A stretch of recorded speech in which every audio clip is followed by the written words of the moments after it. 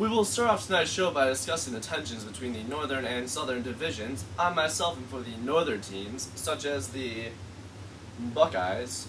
And I'm Mr. Southland from the Southern teams, such as the Miami Gators. Now, there's been some recent rumors and talks about the Southern succession from the Northern League due to tensions about the upcoming game at Fort Sumter Stadium, scheduled next week, August 12th, 1860. That's right. Coach General Winfield Scott, assisted by his assistant coach, Major Anderson, will surely be a key part to any victory there. It is true. The veteran coach, Winfield Scott, is a true natural leader in the sport and has extremely loyal teammates who would not play for any other coach. True, but Coach General Winfield Scott is in bad health. Hopefully, he'll be able to make it to the game, but let's face it, he is almost a goner. He is 2 decades past his prime at the age of 75, and we have no idea how long his health will last. Especially due to his recent contracted disease of pneumonia, there is really no telling in how long he has to go before he croaks. We have breaking news in the NCAA. That's the New Country Antebellum Association. That is right. We have Winfield Scott Health. It is finally given out to pneumonia, which he contracted a week prior. It is very sad. Now we'll go over to the bracket to show you just how these things broke down. That's right, Mr. South. Now, at the age of 75, there are a lot of things that can knock you dead. Here around the office, we've been taking bets on causes of death, and we have it all from number 1 seed, falls off horse, to underdog 16 seed, chokes on beard. But we never thought that pneumonia would win.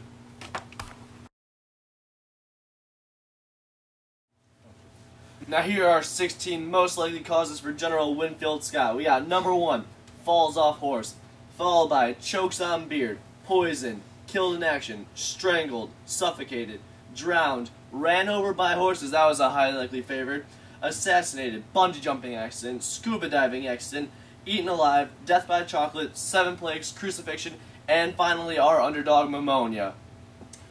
After that, we got from falls off horse to killed in action, suffocated, ran over by horses, bungee jumping, eaten alive. We got the 7 plagues and pneumonia. And that's a real surprise for pneumonia, overcoming the crucifixion. They were really big underdogs in this match. Who would have seen this Elite 8? We got falls off horse, strangled, eaten alive, and pneumonia, all in the top 8.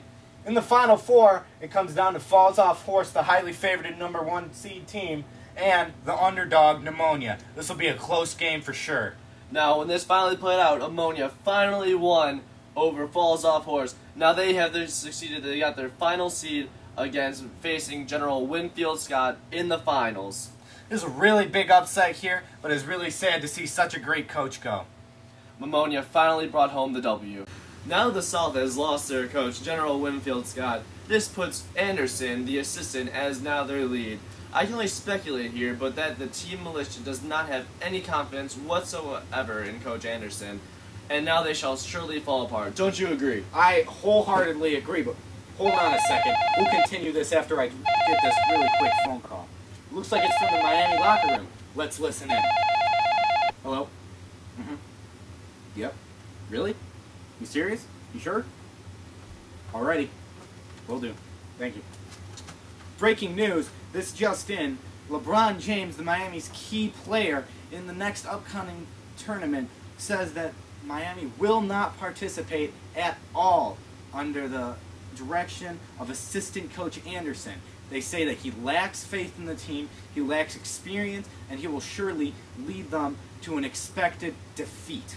Now, this is really surprising because we were expecting them to be the top players in this upcoming game. How do you think this will affect the tournament? Oh, I think this will greatly affect the tournament, considering that the game won't even be played now. Especially since that the coach is gone, the team will surely just fall apart.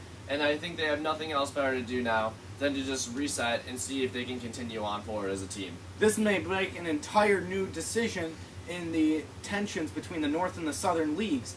This could, in fact, help separate them because the South was already in such small shambles. This is truly a shame. I say their only plan now is to start a petition and see how far they can go in the NCAA with that.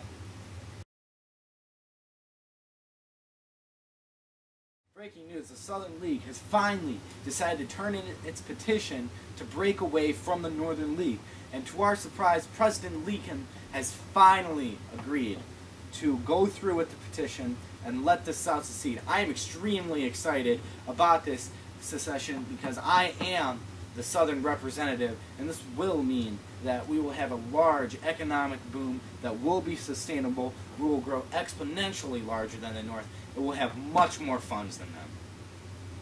Now, but the players who are trapped in the Southern League under the poor working and living conditions have lost all hope of ever being freed by President Lincoln of the leagues, or even traded to the North League, where they can play for better money and not be enslaved on those poor working contracts now that the leagues have separated entirely.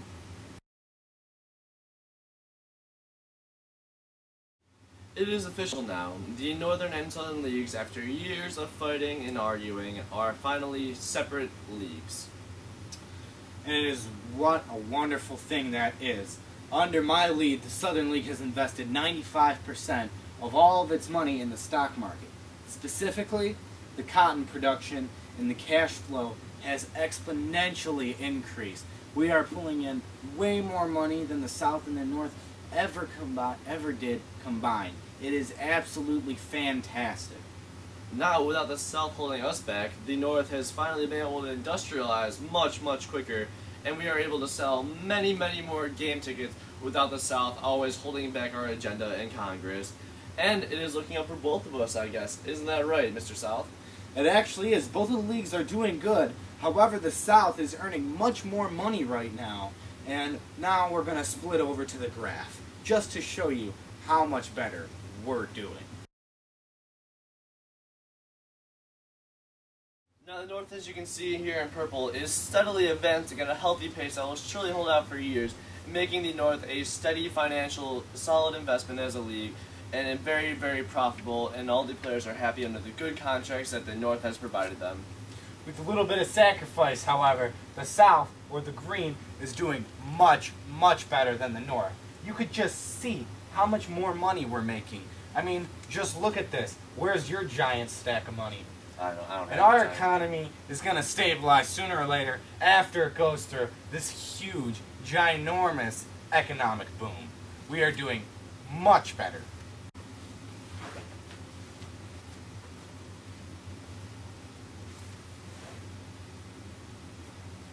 Thank you for tuning in. This has been our show on ESPN, your #1 source for counterfactual ideas at economic, social, political network.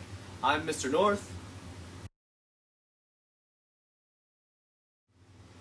Hello, and welcome to our show tonight here at ESPN, your only place for economic, social, political news. I'm Mr. North. And I'm Mr. South.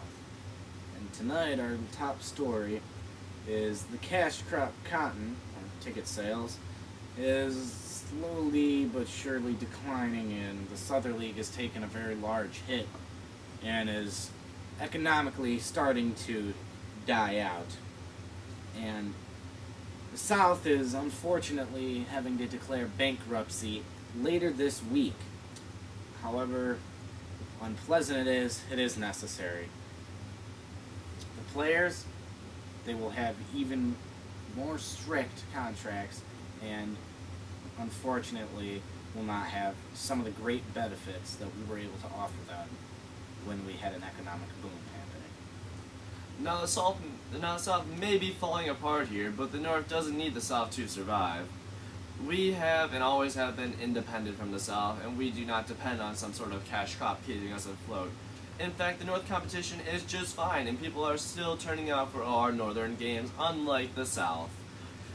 We are doing better than ever, actually, and we are still on the road making money, financially prospering, each and every day, improving.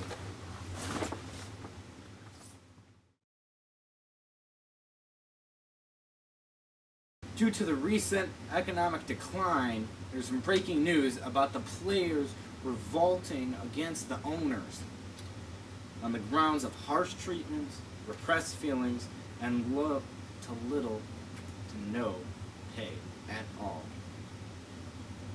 Now the players in the South greatly outnumber the managers in the South and are currently overthrowing their league. The Southern League has been governing itself and is now no longer in power whatsoever.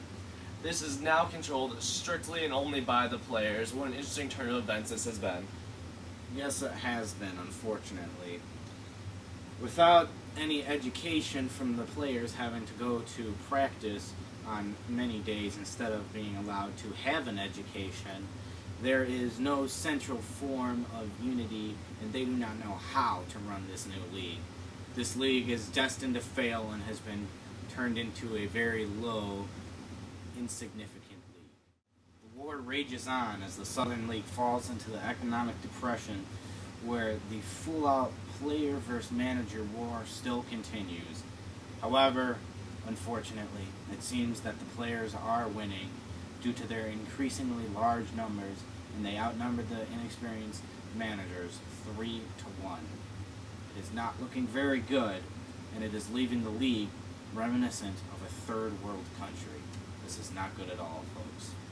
Well, for the North, we do not have time to intervene in the Southern's little dramas going on there, because we've been too busy working on our own leagues at the peak of our own season in the midst of training and all of our game scheduling.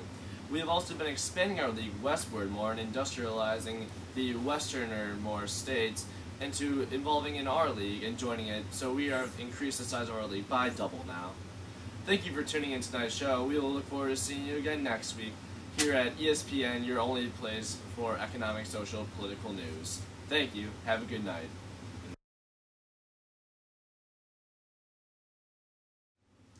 Hello, and welcome to tonight's show here at ESPN, your only place for economic, social, political news.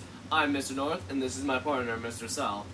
Now, 5 years after the Southern League has completely collapsed and separated from the Northern League, which they thought would be a good idea, the Northern League remains alive and better than ever. We are more prosperous than we have been in years, in fact, thanks to our industrialization and westward expansion of our leagues and teams. The competition is now more fierce than ever, and players keep turning out and renewing their contracts every year. While in the Southern League doesn't even exist anymore, and it's become nothing more than a barren wasteland of a country ravaged by a war between the players and managers, and has become nothing more than a third world country with nothing but land and waste. Isn't that right, Mr. South? You heard it here first, folks, on ESPN, your only place for economic, social, political news. I'm Mr. North, and this was Mr. South. Thank you for tuning in to tonight's episode.